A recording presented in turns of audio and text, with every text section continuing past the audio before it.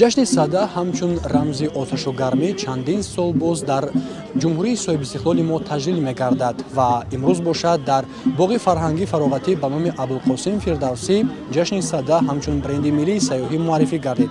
Бинандагони азиз, нашри навбатии барномаи Агротуризм аст аз телевизиони сайёҳӣ ва ҳунарҳои мардумӣ манзуратон. Моро тӯли барнома ҳамроҳ бошед. ҷашни сада дар қатори наврӯзу тиргон ва меҳргон аз даврони қадим то рӯзгори мо ба як силсилаи одобу суннат, расму оин ва донишу таҷрибаҳои кишоварзӣ омада расидааст. вобаста ба ин дар боғи фарҳангиву фароғатӣ ба номи Абулқосим Фирдавсии шаҳри Душанбе яке аз ҷашнҳои пуршукӯҳи ниёгон, нишоне аз фарҳанг ва такягоҳу пуштибони таърихи дури тоҷикон, ҷашни тавъам ба кайҳону солшуморӣ ва кишту кишоварзӣ ва намоишфурӯши ниҳолу тухмии зироати кишоварзӣ бо ибтикори Вазорати кишоварзии Ҷумҳурии Тоҷикистон бо шукӯҳу шаҳомати хоса таҷлил гардид. дар даромадгоҳи ҷашнгоҳ Гулхан, ки рамзи ин ид аст, афрохта шуда, дар атрофи он сокинон ва меҳмонони пойтахт рақсида таронахонӣ ва шодмонӣ менамуданд. ҷашни сада як аз ҷашнҳои қадима ба ҳисоб меравад, ки албатта бо ибтикори асосгузори Усулу ваҳдати миллӣ, пешвои муаззами миллат, президенти ҷумҳурии Тоҷикистон муҳтарам Эмомалӣ Раҳмон ҳамасола ҷашни садаро қайд мекунад ва ҷашн гирифта мешавад. ҷашни сада ба кишоварзӣ бисёр алоқаи зич дорад, ки албатта бар фасли бар омади ҷашни сада деҳқонон ба саҳро рафта ба кишту кори навбатӣ омода мешаванд. фазои боғ идона оро ёфта, дар ҳар гӯшаи он кишоварзон аз минтақаҳои гуногуни мамлакат маҳсули боранҷ парваридаи худро, ки хоси он минтақа мебошад, инчунин тухмии зироат, хӯрокҳои миллӣ, гулу буттаҳои ороиширо пешниҳоди сокинон гардонида, техникаҳои соҳавӣ, техникаҳои кории кишоварзӣ ва дигар маҳсулотеро, ки ифодагари ҷашни сада мебошад, ба намоиш гузоштанд. дар тантанаҳои ҷумҳуриявии ҷашни сада муовини сарвазири ҷумҳурии Тоҷикистон Сулаймон Зиёзода, ёрдамчии президенти ҷумҳурии Тоҷикистон оид ба масъалаҳои рушди иҷтимоӣ ва робита бо ҷомеа Абдулло Раҳмонзода, роҳбарияти вазорату идораҳо, мақомоти иҷроияи ҳокимияти давлатии шаҳри Душанбе ва намояндагони корпусҳои дипломатӣ, инчунин аҳли илму адаби мамлакат, кишоварзони вилоятҳои Суғду Хатлон, вилояти мухтори Кӯҳистони Бадахшон, шаҳру ноҳияҳои тобеи ҷумҳурӣ иштирок намуданд. иди сада рамзи бедоршавии табиат ва омодагӣ ба корҳои кишту кори баҳорӣ буда, маънии аз сардӣ раҳо ёфтану ба гармӣ расиданро дорад. гуфтан ба маврид аст, ки иди сада баъд аз асрҳои 12-13 агарчи то як муддат аз байн рафта бошад ҳам дар байни мардуми тоҷик нишонаҳои он боқӣ монда, то имрӯз бо тобишҳои гуногун ҷилва менамоянд.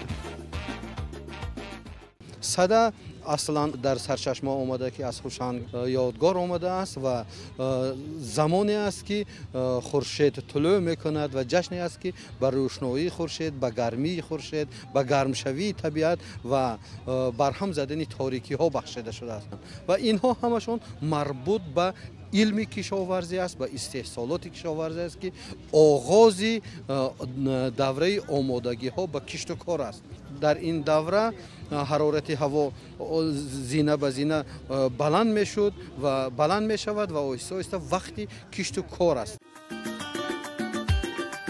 мувофиқи сарчашмаҳои таърихӣ, сада ба мисоли наврӯзу меҳргон таърихи қадима дошта, умед ба рӯзи нав, яъне наврӯзи оламафрӯз мебошад. сада низ мисли ҷашнҳои меҳргону наврӯз ва тиргон аз ҷашнҳои миллии мардуми орёи табор ба шумор меравад, ки онро ҳар сол 10 баҳманмоҳи солшумории шамсӣ ҷашн мегиранд. сада ин пирӯзии рӯшноӣ бар торикӣ, гармо бар сармо, некӣ бар бадӣ буда 50 шабонарӯзро то фарорасии наврӯз дар бар мегирад. сада ба ҷашни оташпарастӣ, ки хоси дини зардуштӣ аст, ягон рабт надорад. аз аҳди бостон то ин дам мардуми кишоварз ҳар сол иди садаро интизорӣ мекашанд. бо ин умед марди деҳқон каландашро ба замин мезанад, то дар фасли баҳор ба ҳосили фаровон замина гузорад. деҳқонон дар айёми сада тухмиҳои хушсифати зироат ва нуриҳои зарурӣ дастрас намуда, асбоби корӣ ва заминро барои кишти баҳорӣ омода менамоянд. ҷӯйбору каҳкашҳоро тоза намуда яхобмонӣ, обшӯй намудани заминҳои шур, ворид намудани нуриҳоро амалӣ менамоянд. ҳамчунин шохабурӣ ва ба шаклдарории дарахтонро ба анҷом расонида чорабиниҳоро ҷиҳати мубориза бо зараррасону бемориҳо анҷом медиҳанд. باید کشاورزان ما از امروز آغاز کرده برای رایانیدن حاصل بلند و خوشصفت زراعت‌های کشاورزی برای سال استحصالی 2024 آمادگی‌های خود را ببینند، زمین را تیار کنند، آب را تیار کنند، واسطه‌های استحصالات را تیار کنند، تخمی خوشصفت را تیار کنند و کشت زراعت‌های کشاورزی را طبق ترتیب وابسته به شرایط اقلیمی خودشان در وقت تعیین شده گذرانند. یکی از مسائل‌های اساسی علم رستنی پروری این در وقت تعیین شده گذراندن کشت زراعت‌های کشاورزی است. اگر ما مهلت کشت زراعت‌های کشاورزی را خوب درست انتخاب کنیم و زراعتی که به شرایط منطقه است مطابق است و نوعی که به شرایط مطابق است اون را پیدا کنیم و تخمی خوشصفت را کشت کنیم، این نشانه سرحاصلی است و پوری دسترخوان ما است. хоҷагидорон низ дар ин давра бо мақсади баланд бардоштани маҳсулнокии чорво, парранда, занбури асал ва моҳӣ, ҳолати зоогигиении ҷойҳои нигаҳдорӣ, ҳифзи растанию наботот ва касалиҳо ва ғайра тадбирҳои заруриро амалӣ мегардонанд. дар ин рӯз чун анъанаи ҷашни садда аз ҷониби кишоварзон дастархони ҷашнӣ ороста шуда буд. дар дастурхони ҷашнӣ тибқи оини аҷдодӣ бештар донагиҳо, гандум, лӯбиё, нахуд, наск, мош, арзан ва ғайра, инчунин хӯрокҳои хушлаззат, мошкичирӣ, лӯбиё, нахудшӯрак, кашк, далда, калапоча, ширбиринҷ, ширкаду, ширруған, қурутоб, фатирмаска, дуғҷӯшӣ, умоч, шӯрбо ва ғайра пешниҳоди сокинону меҳмонон гардонида шуданд. чун анъана занони тоҷик аз ҳар гӯшаву канори мамлакат хони идона оростанд ки дар он хӯрокҳои миллӣ ки хоси ҳар минтақаи ҷумҳурӣ дониста мешаванд гузошта шудаанд. маврид ба зикр аст ки кумитаи рушди сайёҳӣ ҷиҳати ташаккули бренди миллӣ солҳои охир имкониятҳои сайёҳии кишвар ва ҷашнҳои миллии анъанавӣ ба монанди садда, наврӯз, тиргон ва меҳргонро ҳамчун бренди миллии сайёҳӣ ҳаматарафа муаррифӣ намуда истодааст. ایدی سده در برابر دیگر ایدهای ملی ما از قبیل ایدی بین المللی نوروز، مهرگان، تیرگان یکی از برندهای ملی در سمت سیاحی به شمار می رود. امروز چقدر که ما دیده ایستادیم در برابر دیگر وزارت اداره ها، کارخانه ها، کمیته روز سیاحی نزد حکومت جمهوری تاجیکستان گوشه سیاحی خود را تشکیل نموده است. در آن موادهای اطلاعاتی ترغیباتی از قبیل بوکلت، لوازمات کوهنوردی و سیاحی به نمایش گذاشته شده است. طور ما میدونیم ترغیب و تشویق نمودن ایدهای ملی ما و خود مواد اطلاعاتی ترغیباتی در سمت سیاحی برای رشد ساحه سیاحی مساعدت می نماید.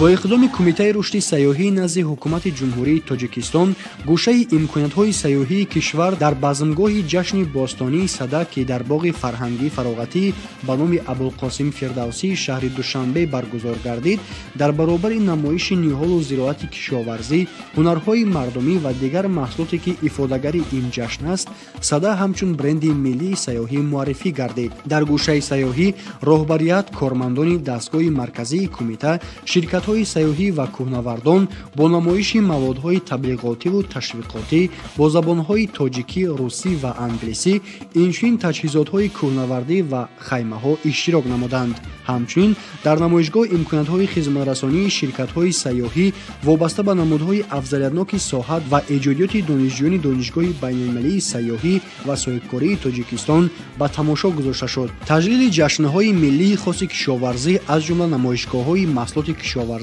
دقت سیاحان و مهمانان خارجی را به کشور آفتابرویه ما بیشتر جلب نموده لذت میوه‌های شهدباری تاجیکستان همیشه در خاطر آنها باقی میماند که این بر رشد سیاحی کشاورزی یا خود اگروتوریسم مساعدت می‌نماید و همچنین هوسمندی مرد دهقان را برای رشد دادن اگروتوریسم در جمهوری تاجیکستان زیاد می‌نماید.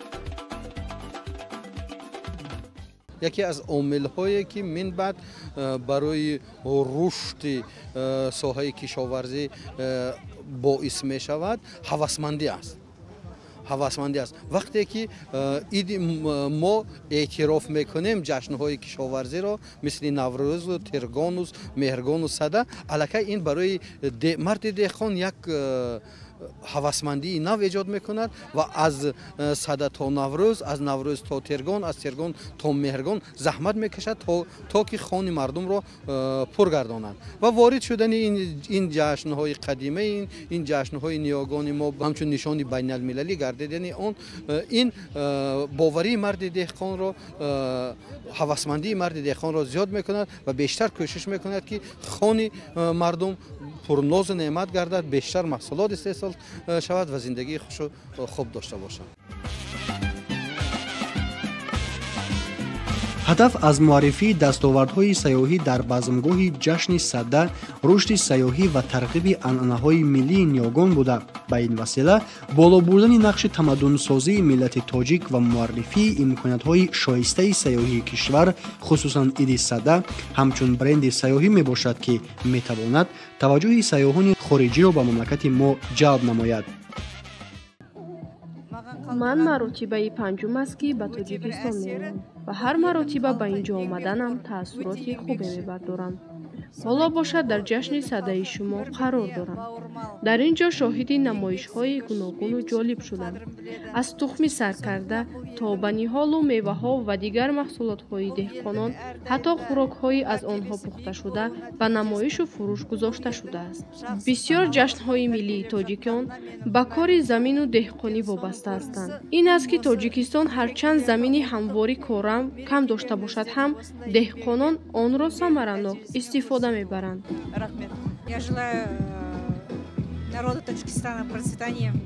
من به مردم تاجیک خوشحالی و خوشبختی میخواهم. بگذار تاجیکستان همیشه به پیش رود، رشد کند و چنین جشن‌های ملی باز هم تنتنانok قید کرده شوند. چون هر یک جشن از خود تأثیراتی فراموش نشونده میگذارد، انسان را خوشحال میسازد و روحیش را بلند میبردارد. و حالا ما میبینیم که مردم تاجیک چگونه جشن عجایب دارند. таджикского народа.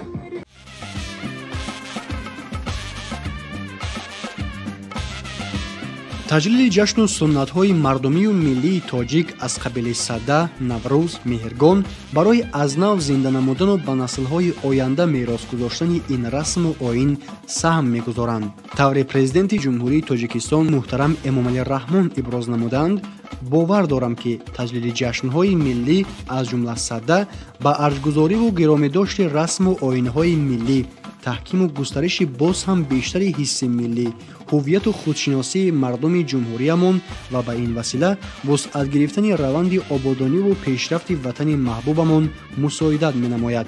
باعث تاکید خاص است که هرچند این جشن تاریخ قدیمی دارد و در تاجیکستان امروزها با شکوه خاصه تجلیل می شود، ولی یک مدت از نظرها دور مانده بود. آن با تشبوس پرزیدنت جمهوری تاجیکستان محترم امامعلی رحمان چند سال پیش به حیات مردم تاجیک دوباره برگشت. بعد قبول قانون جمهوری تاجیکستان درباره روزهای عید در برابر دیگر جشن و آیین‌های ملی، جشن سده دوباره احیا گردید و پس از چند سال انیقتر 6 دکبر سال گذشته جشن سده به فهرست میراث فرهنگ غیرمادی بشری یونسکو وارد گردید که باعث افتخار ملت تاجیک است.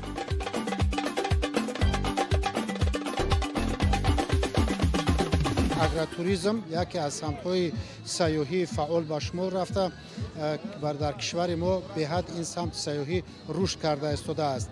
بنابر سبب آن که ما گفتیم ما عیدهای ملی خود را به برند سیاحی تبدیل داده استوده ایم، در اینجا امروز در این چهاربینی با شکوه سیاحان خارجی فعالانه نیز اشتراک کرده استودند و با رسم و رسوم از نزدیک شناس گردیده استودند.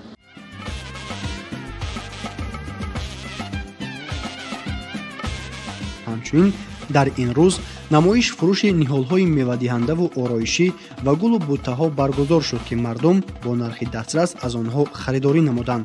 дар охири чорабинӣ намояндаи ҳукумати ҷумҳурии тоҷикистон суханронӣ намуда нахуст паёми шодбошии асосгузори сулҳу ваҳдати миллӣ пешвои миллат президенти ҷумҳурии тоҷикистон муҳтарам Эмомалӣ Раҳмонро ба ҳозирин ва ба кулли мардуми тоҷик расонид. қайд дошт ки сада дар замони соҳибистиқлолӣ ба яке аз ҷашнҳои миллӣ табдил ёфта ҳамасола бо шукӯҳи зиёд таҷлил мегардад.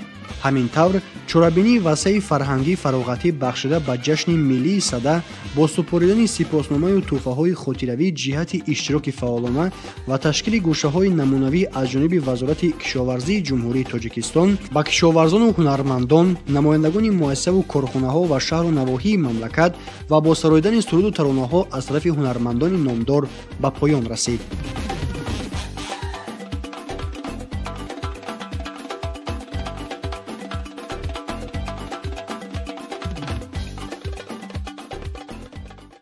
биандагони азиз, дар ҳамин ҷо нашри навбатии барномаи агротуризм ба поён мерасад.